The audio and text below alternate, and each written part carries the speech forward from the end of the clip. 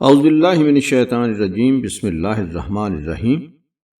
ہمارے سامنے مولانا ابو العلا مودودی کی تفہیم القرآن ہے۔ سورہ آل عمران کا دورہ چل رہا تھا اور آج اس کے آخری رکوع پر بات ہوگی۔ سورہ آل عمران قرآن مجید کی تیسری سورہ ہے، مدنی ہے اور ایمان، تقوی، استقامت اور اللہ کے نظام آزمائش کی بڑی گہری وضاحت کرتی ہے۔ اس میں اہل کتاب کے ساتھ مکالمہ، عہد کے واقعات سے حاصل ہونے والے اسباق اور ایمان والوں کی تربیت جیسے بڑے موضوعات شامل ہیں۔ آج ہم اس سورت کے جو آخری رکوع پر بات کریں گے۔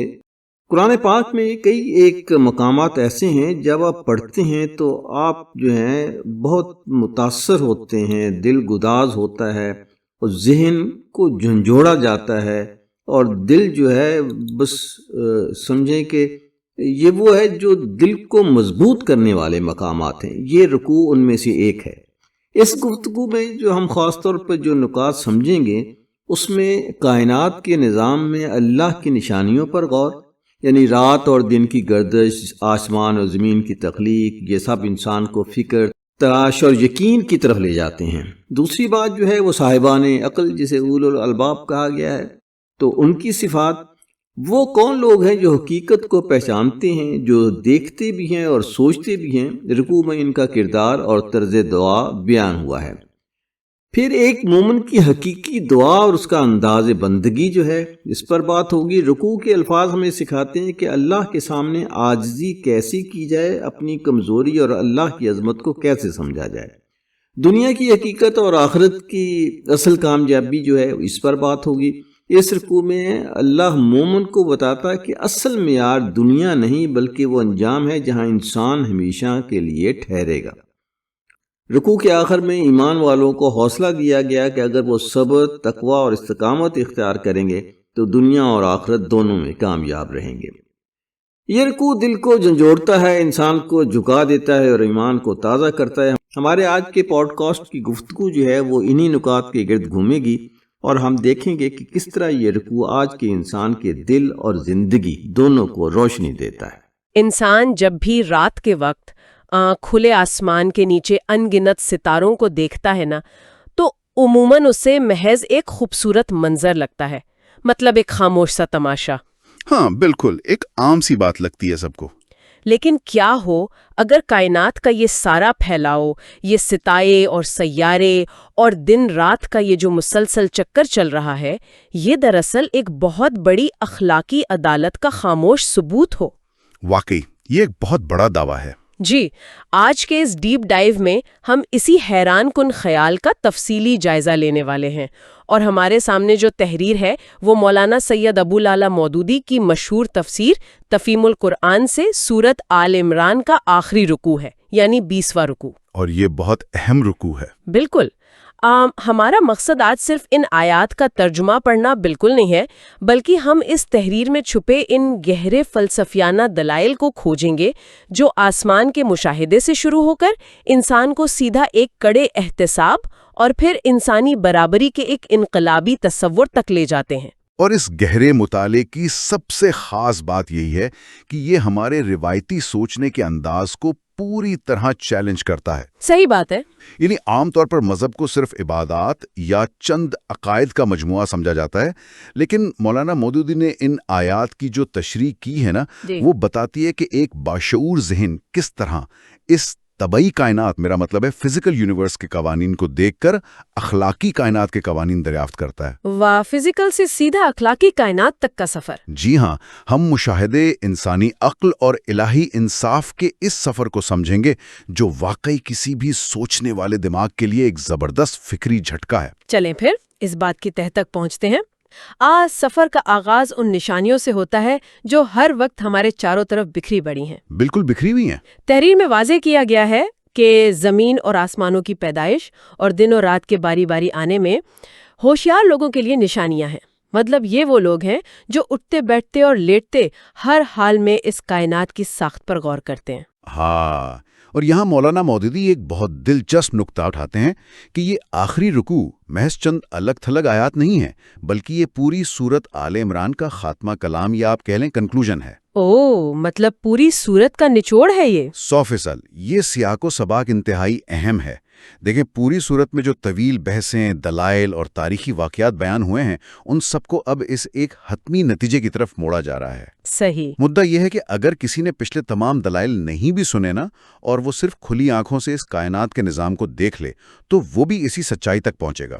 اس مشاہدے کے حوالے سے مجھے وہ تفریق بہت پرمغز لگی جہاں کائنات کو دیکھنے کے 2 مختلف انداز بیان کیے گئے ہیں۔ جی وہ بہت زبردست حصہ ہے۔ ہاں مطلب ایک طرف وہ لوگ ہیں جو کائنات کو محض جانوروں کی طرح دیکھتے ہیں اور دوسری طرف وہ جو اسے ایک باشعور انسان کی طرح دیکھتے ہیں۔ فرض کریں کہ ایک بہت بڑی پیچیدہ اور خودکار فیکٹری چل رہی ہے۔ اچھا۔ اب اگر ایک جانور اس فیکٹری میں چلا جائے تو وہ کیا دیکھے گا؟ وہ بس پہیوں کو گھومتا دیکھے گا، مشینوں کی بھاری آوازوں سے شاید ڈر جائے یا ان کے بڑے سائز سے مروب ہو جائے۔ بالکل، جانور کے لیے تو وہ صرف شور اور حرکت ہے۔ لیکن جب ایک باشعور انسان اس فیکٹری کو دیکھتا ہے تو وہ محض پرزوں کی حرکت پر حیران نہیں ہوتا، اس کا ذہن فوراً پرزوں سے ہٹ کر اس فیکٹری کے بنانے والے کی طرف جاتا ہے۔ ہاں، وہ ڈیزائن بنانے والے کو تلاش کرتا ہے۔ بالکل، وہ سوچتا ہے کہ اس کا مقصد کیا ہے، یہ کون سی پروڈکٹ تیار کر رہی ہے۔ یعنی جانور صرف مظہر کو دیکھتا ہے جسے ہم فینومینن کہتے ہیں، جبکہ انسان اس کے پیچھے چھپے مقصد کو تلاش کرتا ہے۔ یہ تمثیل اس بات کو بڑی خوبی سے واضح کرتی ہے کہ کائنات محض ایک بے ہنگم چلتی ہوئی مشین ہرگز نہیں ہے۔ جب انسان اس کی پیچیدگی کو سمجھتا ہے نا تو اس پر یہ حقیقت کھلتی ہے کہ یہ ایک باقاعدہ حکیمانہ نظام ہے، ایک وائز سسٹم۔ بالکل۔ اور یہاں سے اس مکالمے کا وہ حصہ شروع ہوتا ہے جو سیدھا ہماری اخلاقی جواب دہی سے جڑا ہے۔ اب دیکھیں، جب یہ ثابت ہو گیا کہ کائنات کا ایک ایک ذرہ، ایک پتا بھی کسی حکمت اور مقصد کے تحت کام کر رہا ہے تو پھر انسان خود کو اس منظرنامے میں کہاں پاتا ہے؟ یہی وہ سوال ہے جو ذہن کو جھنجھوڑتا ہے۔ مطلب اگر ہر چیز با مقصد ہے تو انسان کیسے بے مقصد ہو سکتا ہے؟ بالکل، اور انسان تو وہ واحد مخلوق ہے جسے عقل دی گئی ہے، جسے اچھے اور برے میں تمیز کرنے کی اخلاقی حس یا مورل سینس دی گئی ہے۔ ہاں، یہ حس تو صرف انسان کے پاس ہے۔ اور سب سے بڑھ کر اسے دنیا کے وسائل پر تصرف یعنی انہیں استعمال کرنے کا اختیار بھی دیا گیا ہے۔ تو اب کیا یہ منطقی طور پر ممکن ہے کہ جس خالق نے اتنی پرحکمت کائنات بنائی ہو وہ اس با اختیار مخلوق کو یوں ہی شتر بے مہار چھوڑ دے؟ ناممکن لگتا ہے یہ تو۔ ہاں، کیا وہ انسان سے یہ نہیں پوچھے گا کہ میں نے تمہیں جو اختیار اور عقل دی تھی تم نے اس کا کیا کیا؟ اگر کوئی جواب دہی نہیں ہے تو پھر اس ساری کائنات کی حکمت تو ایک مذاق بن کر رہ جاتی ہے نا۔ تو گویا کائنات کا بامقصد ہونا ہی اس بات کی سب سے بڑی دلیل ہے کہ انسان کی جواب دہی لازمی ہے۔ 100%۔ اور اسی کڑے احتساب کا احساس انسان کے اندر وہ بے ساختہ پکار پیدا کرتا ہے جس کا ذکر ان آیات میں ہے، جہاں انسان کہتا ہے کہ اے ہمارے رب، تو نے یہ سب کچھ فضول پیدا نہیں کیا، بس ہمیں دوزخ کے عذاب سے بچا لے۔ یہ محض موت کا ڈر نہیں ہے۔ جی میں بھی یہی سوچ رہی تھی، یہ ڈر نہیں بلکہ اس بات کا خوف ہے کہ اتنے بڑے اور منظم نظام میں میری ناکامی کتنی بھیانک ہو سکتی ہے۔ اور اس ناکامی کا تصور انسان کو فطری طور پر اس ہستی کی پناہ مانگنے پر مجبور کر دیتا ہے جس نے یہ نظام بنایا ہے۔ صحیح۔ وہ جان لیتا ہے کہ دوزخ کوئی روایتی قید خانہ نہیں ہے بلکہ یہ اس کائنات کے بامقصد ہونے کے اصول سے بغاوت کرنے والوں کی آخری اور ابدی رسوائی کی جگہ ہے۔ اچھا، یہاں بات واقعی بہت دلچسپ ہو جاتی ہے۔ ہم اس تحریر کے اگلے حصے کی طرف آتے ہیں جہاں نفسیاتی کیفیات کا ذکر ہے۔ جی، وہ بڑی گہری بات ہے۔ مطلب ماخذ بتاتا ہے کہ جب انسان کو اس بامقصد کائنات اور جواب دہی کا یقین ہو جاتا ہے اور وہ کسی پیغمبر کی آواز سنتا ہے جو اسے ایمان کی طرف بلاتا ہے تو وہ فوراً قبول کر لیتا ہے۔ ہاں، وہ مان لیتا ہے فوراً۔ وہ دعائیں مانگتا ہے کہ ہمارے قصور معاف کر اور برائیاں دور کر، لیکن عجیب بات یہ ہے کہ وہ ایمان لانے یعنی حق کے کیمپ میں شامل ہونے کے باوجود انتہائی خوفزدہ نظر آتے ہیں۔ وہ مسلسل دعائیں مانگ رہے ہیں کہ اللہ قیامت کے دن انہیں رسوا نہ کرے۔ عام طور پر تو جب کوئی انسان سمجھتا ہے کہ وہ صحیح راستے پر آ گیا ہے تو وہ تو بے فکر ہو جاتا ہے۔ مطلب وہ سوچتا ہے کہ اب تو میں نے سچائی کو مان لیا، اب مجھے کیا ڈر۔ مگر یہاں بے فکری کے بجائے ایک شدید قسم کی فکر مندی ہے۔ یہ تضاد کیوں ہے؟ دراصل یہ تضاد نہیں ہے بلکہ یہ انسانی نفسیات کی وہ گہرائی ہے جسے مولانا مودودی نے انتہائی باریک بینی سے آشکار کیا ہے۔ دیکھیں بات یہ نہیں ہے کہ انہیں ایمان لانے والوں کو اللہ کی ذات پر یا اس کے وعدوں پر کوئی شک لاحق ہو گیا ہے۔ اچھا، تو شک نہیں ہے؟ خوف دراصل ان کی اپنی ذات کے حوالے سے ہے۔ اوہ، مطلب خود احتسابی۔ جی، اسے آپ ایک طرح کا شدید خود احتسابی کا عمل کہہ سکتے ہیں۔ انہیں یہ فکر کھائے جا رہی ہے کہ کیا وہ خود اپنے اعمال، اپنی نیتوں اور اپنی استقامت کے لحاظ سے ان وعدوں کے مصداق یعنی مستحق بن بھی پائیں گے یا نہیں۔ گویا وہ اس ظلم میں مبتلا نہیں ہوئے کہ ہم نے بس مان لیا تو اب ہمارے لیے جنت کے دروازے خود بخود کھل جائیں گے، وہ اپنی کمزوریوں سے ڈر رہے ہیں۔ بالکل، اور اس خوف کے پیچھے ایک بہت گہری معاشرتی کشمکش بھی چل رہی ہے۔ یاد رہے کہ جب کوئی حق کا راستہ اپناتا ہے تو معاشرہ اسے پھولوں کے ہار نہیں پہناتا۔ یہ بات تو ہے۔ ان لوگوں نے دنیا میں کافروں کی سخت ترین تانہ زنی برداشت کی ہے، ان کا مذاق اڑایا گیا ہے، انہیں بے وقوف تک کہا گیا ہے۔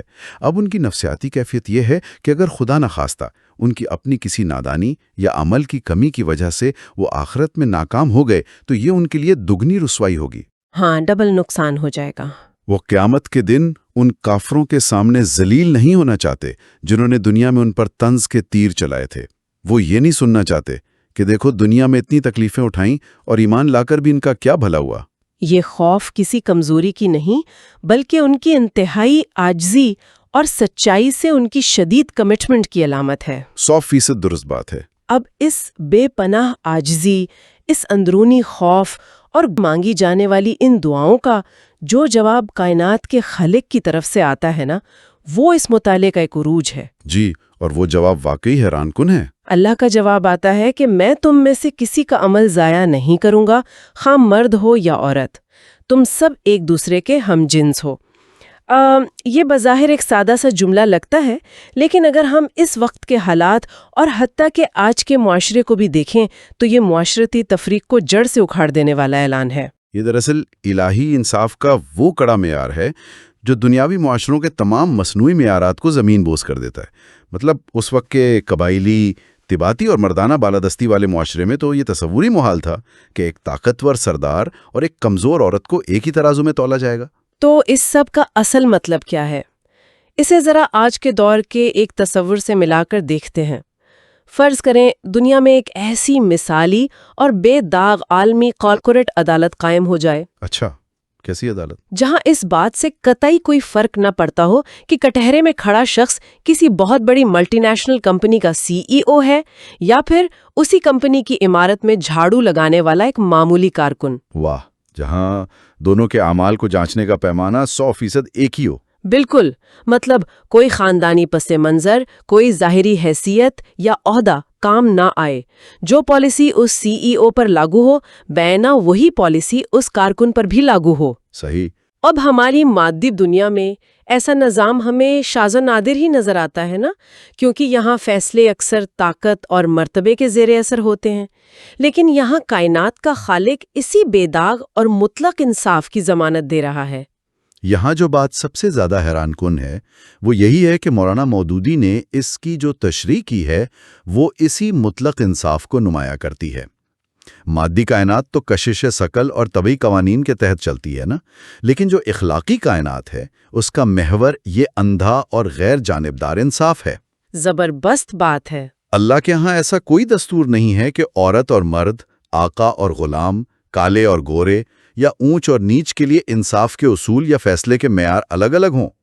وہ اعلان کر رہا ہے کہ خدا کی عدالت میں صرف عمل کی کرنسی چلتی ہے۔ صرف عمل کی کرنسی، بالکل۔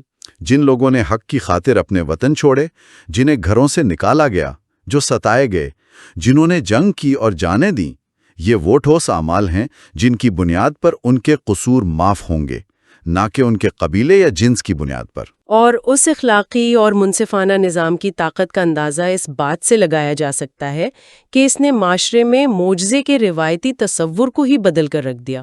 جی، معجزے کا تصور بالکل مختلف کر دیا۔ تحریر میں ایک بہت ہی حیران کن تاریخی واقعے کا ذکر ہے۔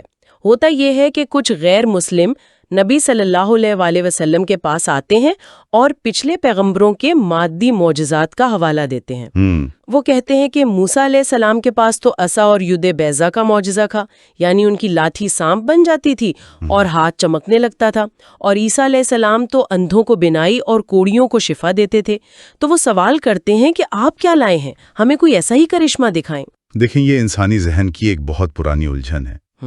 اگر کائنات کا یہ مطلق اور بے داغ انصاف واقعی موجود ہے تو پھر تاریخ میں انسان نے اسے فوری طور پر کیوں نہیں مانا؟ وہ ہمیشہ کسی جادو یا بصری کرشمے کی تلاش میں کیوں رہا؟ ہاں واقعی کیوں؟ کیونکہ انسان کے لیے کسی مادی کرشمے کو دیکھ کر مروب ہونا آسان ہوتا ہے نا، بنسبت اس کے کہ وہ اپنی سوچ اور اپنے طرز زندگی کو مکمل تبدیل کرے۔ اور ان کا یہ مطالبہ سن کر جواب میں نبی صلی اللہ علیہ وسلم نے کوئی طبی کرشمہ دکھانے کے بجائے انہیں اسی 20ویں رکوع کی آیات تلاوت کر کے سنائی اور فرمایا کہ میں تو یہ لایا ہوں۔ سبحان اللہ! یہ لمحہ انسان کو واقعی ششدر کر دیتا ہے۔ مطلب وہ لوگ کوئی بصری جادوئی قسم کا کرشمہ دیکھنا چاہتے تھے اور جواب میں انہیں کیا دیا جا رہا ہے؟ ایک مکمل فکری، اخلاقی اور معاشرتی نظام۔ بالکل، ایک پورا نظام دے دیا گیا۔ آیات میں واضح کیا جا رہا ہے کہ کفار کی یہ شان و شوکت محض چند روزہ ہے، اصل کامیابی تو ان کے لیے ہے جو اللہ سے ڈرتے ہیں اور حق پر قائم رہتے ہیں۔ اور اس نقطے پر آ کر ہمیں یہ سمجھنا ہوگا کہ فکری معجزہ مادی معجزے سے کس قدر مختلف اور طاقتور ہوتا ہے۔ ایک لاٹھی کا سانپ بن جانا یقیناً اس وقت موجود لوگوں کے لیے ایک حیرت انگیز واقعہ تھا، لیکن وہ ایک وقتی طلسم تھا نا۔ ہاں وقتی چیز تھی، تاریخی واقعہ یا کہانی بن کر رہ گیا۔ اور سب سے اہم بات یہ کہ ایک لاٹھی کے سانپ بننے سے اس بات کا تعین تو نہیں ہوتا کہ انسان اپنے پڑوسی سے کیسا سلوک کرے گا یا وہ معاشرے میں انصاف کیسے قائم کرے گا۔ یعنی وہ مادی کرشمہ انسان کی اخلاقی حالت تبدیل نہیں کر رہا تھا۔ بالکل نہیں، لیکن نبی صلی اللہ علیہ وسلم جو قرآنی آیات لائے وہ عقل اور شعور کا معجزہ تھا۔ شعور کا معجزہ، یہ ایک ایسا دائمی فکری انقلاب تھا جو انسان کو کائنات پر غور کرنے کی دعوت دیتا ہے، اخلاقی جواب دہی کا احساس دلاتا ہے اور برابری پر مبنی معاشرے کا بلو پرنٹ دیتا ہے۔ یہ ایک ایسا کرشمہ ہے جو ہر دور کے انسان کے لیے موجود ہے۔ اسے دیکھنے کے لیے آنکھوں کی نہیں بلکہ شعور کی ضرورت ہے۔ اور شعور کی اس دعوت کی سب سے خوبصورت بات یہ ہے کہ یہ کسی ایک مخصوص گروہ تک محدود نہیں رہتی۔ جب سچائی اتنی واضح اور آفاقی ہو تو وہ لوگ جن کے دلوں میں پہلے سے سچائی کی تڑپ موجود ہے وہ اسے فوراً پہچان لیتے ہیں۔ جی بالکل پہچان لیتے ہیں۔ اسی لیے ان آیات میں اہل کتاب کا خاص طور پر ذکر آیا ہے۔ ان میں سے وہ لوگ جو واقعی سچے تھے، جو اپنی کتاب پر بھی ایمان رکھتے تھے، انہوں نے اس نئی کتاب یعنی قرآن کو بھی پہچان لیا۔ اور ان اہل کتاب کی جو صفات یہاں بیان کی گئی ہیں نا، وہ واقعی قابل غور ہیں۔ تحریر بتاتی ہے کہ وہ اللہ کے آگے جھکے ہوئے ہیں اور وہ اللہ کی آیات کو دنیا کی تھوڑی سی قیمت پر بیچ نہیں دیتے۔ مطلب دنیاوی مفادات کے لیے نہیں بیچتے۔ بالکل، یعنی وہ دنیاوی مفادات، مذہبی اجارہ داری، عہدوں یا مال و دولت کے خاطر سچائی سے منہ نہیں موڑتے۔ اللہ کے ہاں ایسے لوگوں کا اجر محفوظ ہے اور اللہ حساب چکانے میں دیر نہیں لگاتا۔ اس سے یہ ثابت ہوتا ہے کہ حق کا متلاشی چاہے کسی بھی پس منظر سے تعلق رکھتا ہو، وہ خالص سچائی کو پا ہی لیتا ہے۔ اب اگر حق اور باطل اتنے واضح ہو چکے ہیں تو ان کے درمیان کشمکش کا اگلا مرحلہ کیا ہوگا؟ یہاں ہم اس تفصیلی جائزے کے بالکل آخری اور انتہائی طاقتور حصے کی طرف آتے ہیں۔ جی، وہ پیغام بہت سخت ہے۔ سورت کا آخری پیغام ایک زبردست حکم کے ساتھ آتا ہے کہ اے لوگو جو ایمان لائے ہو، صبر سے کام لو، باطل پرستوں کے مقابلے میں پامردی دکھاؤ، حق کی خدمت کے لیے کمر بستہ رہو اور اللہ سے ڈرتے رہو۔ یہاں اصل عربی متن میں ایک لفظ استعمال ہوا ہے، صابرو۔ اچھا، صابرو۔ جی، مولانا مودودی نے اس لفظ پر جو بحث کی ہے وہ محض صبر کے روایتی تصور کو زمین بوس کر دیتی ہے جو ہمارے ذہنوں میں ہوتا ہے۔ مطلب ہم تو یہی سمجھتے ہیں نا کہ صبر کا مطلب خاموشی سے برداشت کرنا۔ جی، روایتی طور پر تو ہم صبر کا مطلب یہی سمجھتے ہیں کہ حالات کے جبر کے آگے بس سر جھکا لو یا ہاتھ پر ہاتھ رکھ کر بیٹھ جاؤ۔ لیکن مولانا مودودی واضح کرتے ہیں کہ صابرو ایک انتہائی فعال اور مسابقتی لفظ ہے، یعنی ایکٹیو اور کمپیٹیٹو ہے۔ وہ کیسے؟ اس کے دو بڑے اور گہرے معنی ہیں۔ پہلا یہ کہ باطل نظریات کے لمبردار اپنے جھوٹے مقاصد کے لیے جتنی زحمتیں، تکلیفیں اور محنتیں برداشت کر رہے ہیں، حق والوں کو ان کے مقابلے میں اس سے بڑھ کر پامرزی اور استقامت دکھانی ہوگی۔ واہ، اس سے بڑھ کر محنت کرنی ہوگی۔ ہاں، اور دوسرا مطلب یہ ہے کہ حق پر جمے رہنے میں ایک دوسرے سے آگے نکلنے کی کوشش کرو۔ یہ بات واقعی سوچنے پر مجبور کرتی ہے۔ اگر ہم اسے ایک برداشت کے مقابلے یا انڈیورنس ریس سے تشبیہ دیں تو صورتحال کچھ یوں بنتی ہے۔ ہاں، فرض کریں ایک ایسا شخص ہے جو کسی باطل نظریے یا محض دنیاوی طاقت کے حصول کے لیے کام کر رہا ہے۔ ٹھیک ہے۔ وہ اپنے اس مقصد کے لیے دن رات جاگ رہا ہے، اپنا سارا پیسہ پانی کی طرح بہا رہا ہے، لوگوں کی مخالفتیں سہ رہا ہے اور شدید محنت کر رہا ہے۔ جی، وہ پوری کوشش کر رہا ہے۔ اب دوسری طرف ایک شخص ہے جو کہتا ہے کہ میں تو حق پر ہوں، میرے پاس تو ابدی سچائی ہے۔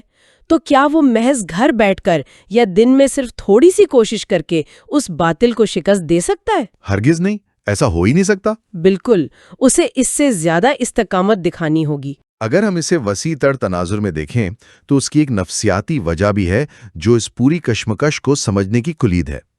وہ شخص جو باطل کے لیے لڑ رہا ہے، اس کے پاس ایندھن یا فیول کیا ہے؟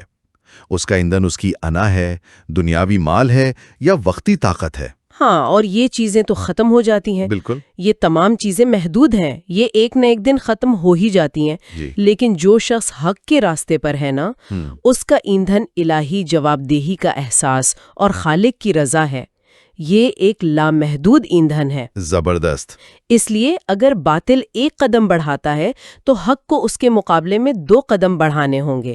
باطل اگر 1 روپیہ خرچ کر کے مصیبتیں جھیل رہا ہے تو حق کی سربلندی کے لیے اس سے زیادہ قربانی دینی ہوگی۔ گویا کامیابی یا فلاح کا تصور صرف عقیدے کو مان لینے تک محدود نہیں ہے، بلکہ یہ ایک مستقل، مسابقتی اور تھکا دینے والی جدوجہد کا تقاضا کرتا ہے۔ یہ حق اور باطل کا وہ مارکا ہے جس میں صرف زبانی جمع خرچ کام نہیں آتا، بلکہ میدان میں ڈٹ کر کھڑا ہونا پڑتا ہے۔ اس پورے کلام کا نچوڑ یہی ہے کہ فلاح کوئی سستی چیز نہیں ہے، یہ ایکٹیو اور کمپیٹیٹو سٹرگل کا نام ہے۔ اگر کائنات کا ذرہ ذرہ اتنی محنت اور حکمت سے اپنے کام میں لگا ہوا ہے تو وہ انسان جو حق کا علم بردار ہونے کا دعویٰ کرتا ہے وہ کیسے سست ہو سکتا ہے؟ کیا زبردست اور جامع سفر تھا یہ! اگر ہم آج کے اس پورے تفصیلی جائزے کو سمیٹیں تو ہم نے آغاز کیا تھا کائنات کے اس بے آواز مشاہدے سے جو ہمیں ایک باشعور انسان کی طرح کائنات کے مقصد پر غور کرنے کی دعوت دیتا ہے۔ بالکل، ہم نے مقصدیت کو سمجھا۔ پھر وہاں سے ہم جواب دہی کے اس خوف تک پہنچے جو انسان کو اپنی خامیوں پر لرزنے پر مجبور کرتا ہے۔ پھر ہم نے انسانی برابری کا وہ الہی اور بے داغ انصاف دیکھا جہاں مرد اور عورت، امیر اور غریب کا فرق مٹ جاتا ہے۔ اور اصل معجزے کو بھی سمجھا۔ جی، ہم نے جانا کہ اصل معجزہ لکڑی کا سانپ بن جانا نہیں ہے، بلکہ وہ فکری انقلاب ہے جو انسان کی اخلاقی حالت بدل دے۔ اور آخر میں ہم نے باطل کے خلاف اس استقامت اور پامردی کی دوڑ کو سمجھا جسے صابرو کہا گیا ہے۔ یہ مطالعہ واقعی ذہن کے دریچے کھول دیتا ہے۔ یہ بتاتا ہے کہ انسان کی تخلیق کوئی حادثہ نہیں ہے اور اس کا انجام کوئی بے معنی چیز نہیں ہے۔ یہ پوری تحریر فکر انسانی کی وہ معراج ہے جو آج کے جدید دور میں بھی اتنی ہی متعلقہ ہے جتنی صدیوں پہلے تھی۔ اور اسی گہری سوچ کو آگے بڑھاتے ہوئے آج کے اس ڈیپ ڈائیو کے اختتام پر ہم ایک ایسا سوال چھوڑے جا رہے ہیں جو شاید ہمارے روزمرہ کے رویوں کو یکسر بدل کر رکھ دے۔ جی ضرور۔ ہاں، ہم نے یہ تو مان لیا کہ اس کائنات کے منظم طبعی نظام کا لازمی نتیجہ انسان کی اخلاقی جواب دہی ہے، لیکن ذرا رک کر سوچیں، کیا ہمارا روزمرہ کا رویہ اس بات کی گواہی دیتا ہے؟ یہ ایک کڑا سوال ہے۔ ہم اپنے دفتروں میں، اپنے ماتحتوں کے ساتھ، اپنے گھر والوں کے ساتھ جو برتاؤ کرتے ہیں یا اپنے چھوٹے سے دائرہ اختیار میں جو بھی فیصلے کرتے ہیں، کیا وہ واقعی اس عظیم الہی انصاف کے نظام کی عکاسی کرتے ہیں جہاں کوئی سفارش کام نہیں آنی؟ یہ واقعی سوچنے کی بات ہے۔ کیا ہم اپنی زندگیاں اس طرح بے فکری سے گزار رہے ہیں جیسے ہم محض اس مادی دنیا کی مشین کا کوئی اندھا پرزہ ہیں، یا پھر ہم ہر روز یہ سوچ کر اٹھتے ہیں کہ ہمارے ہر عمل کی کڑی نگرانی ہو رہی ہے اور ہم ایک بہت بڑی اخلاقی اور حتمی جواب دہی کی تیاری کر رہے ہیں؟ بے شک۔ یہ وہ سوال ہے جس کا جواب ڈھونڈنا شاید کائنات کے رازوں کو جاننے سے بھی زیادہ ضروری ہے۔ تو یہ تھا جی آج کا رکوع، سورہ آل عمران رکوع 20 آخری رکوع تھا۔ اچھا، آخر میں 3 سوال آپ کے لیے میں پیش کرنا چاہتا ہوں، اور پہلا سوال یہ ہے کہ کیا میں روزمرہ کی زندگی میں کبھی رک کر آسمان و زمین کی نشانیوں کو دیکھتا ہوں یا بس گزر جاتا؟ دوسرا سوال یہ ہے سوچنے کے لیے کہ اللہ جن اولو الالباب کی بات کرتا ہے کیا میرا طرز سوچ اور طرز زندگی ان کے قریب بھی ہے؟ اور تیسری آخری بات یہ، اگر آج میرا انجام میرے سامنے رکھ دیا جائے تو کیا میں مطمئن ہوں کہ میں نے وہ راستہ چنا ہے جو آخرت میں کامیابی کی طرف جاتا ہے؟ آخر میں بس اتنا سوچ لیجئے کہ سورہ آل عمران کا یہ آخری رکوع ہمیں کس طرف بلا رہا ہے، دیکھنے کی طرف نہیں، سوچنے کی طرف، جاننے کی طرف نہیں، یقین کی طرف، چلنے کی طرف نہیں، سیدھے راستے پر ثابت قدم رہنے کی طرف۔ اگر ہم نے اس رکوع کو صرف سنا نہیں بلکہ دل میں اتارا ہے تو پھر ہماری دعائیں بھی بدل جائیں گی، ہمارا یقین بھی اور زندگی کا رخ بھی۔ یا اللہ ہمیں ان لوگوں میں شامل فرما جو تیری نشانیوں کو آنکھ سے نہیں دل سے پڑھتے ہیں۔ ہماری سوچ کو وہ روشنی عطا کر جو ہمیں سیدھے راستے پر جمائے رکھے، ہمارے ایمان میں وہ مضبوطی پیدا کر جو حالات بدل جانے پر بھی متزلزل نہ ہو۔ پروردگار ہماری کوتاہیوں کو معاف فرما، ہمیں خیر کے فیصلے عطا کر اور ہمیں ان کے ساتھ اٹھا جو تجھے پسند ہے۔ آمین یا رب العالمین۔